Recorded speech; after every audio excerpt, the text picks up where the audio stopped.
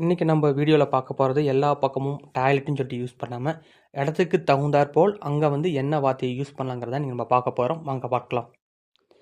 இதுவே வீட்டில் அப்படின்னா டாய்லெட்டுன்னு சொல்லாமல் நீங்கள் என்ன யூஸ் பண்ணுறீங்கன்னா பாத்ரூம் சொல்லிட்டு யூஸ் பண்ணுங்கள். இதுவே ஆஃபீஸில் வந்து என்ன யூஸ் பண்ணுறீங்கன்னா வாஷ்ரூம் யூஸ் பண்ணுங்கள். இதுவே ஸ்கூல், காலேஜ், மால், ஏர்போர்ட் அங்கெல்லாம் வந்து டாய்லெட்டுன்னு சொல்லிட்டு யூஸ் பண்ணாமல் ரெஸ்ட் ரூம் சொல்லிட்டு யூஸ் பண்ணுங்கள். அடுத்ததாக ரெஸ்டாரண்ட். இதில் வந்து நீங்கள் ஒரு ஃபீமேலாக இருந்தீங்கன்னா லேடிஸ் ரூம், அப்படி இல்லைனா பவுடர் ரூம்னு சொல்லிட்டு யூஸ் பண்ணுங்கள். இதுவே நீங்கள் ஒரு மேலாக இருந்தீங்கன்னா ஜென்ட்ஸ் ரூம், அப்படி இல்லைனா மென்ஸ் ரூம்னு சொல்லிட்டு யூஸ் பண்ணுங்கள். டாய்லெட் யூஸ் பண்ணாதீங்க. இதுவே ஒரு ஏர்ப்ளைனில் வந்து நீங்கள் என்ன யூஸ் பண்ணுறீங்கன்னா டாய்லெட்டுக்கு ஆல்டர்னேட்டிவாக லேபட்டோரி இது ரொம்ப வந்து ஃபார்மல். ஓகே, அடுத்தது இதெல்லாம் இல்லாமல் ஷிப்பில் நீங்கள் பயணிக்கிறீங்க. ஸோ அந்த சமயத்தில் வந்து டாய்லெட்னு சொல்லிட்டு யூஸ் பண்ணாமல் ஹெட்டுன்னு சொல்லிட்டு யூஸ் பண்ணுங்கள். ஓகேங்களா?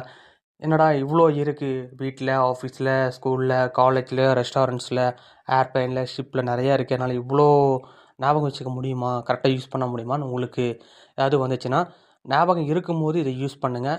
டக்குன்னு உங்களுக்கு ஞாபகம் வரல அப்படின்னா எல்லா இடத்துலையும் யூஸ் பண்ணக்கூடிய ரெஸ்ட் ரூமுங்கிறத யூஸ் பண்ணுங்கள்.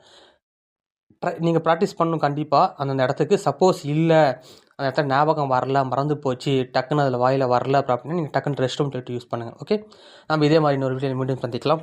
பாய்.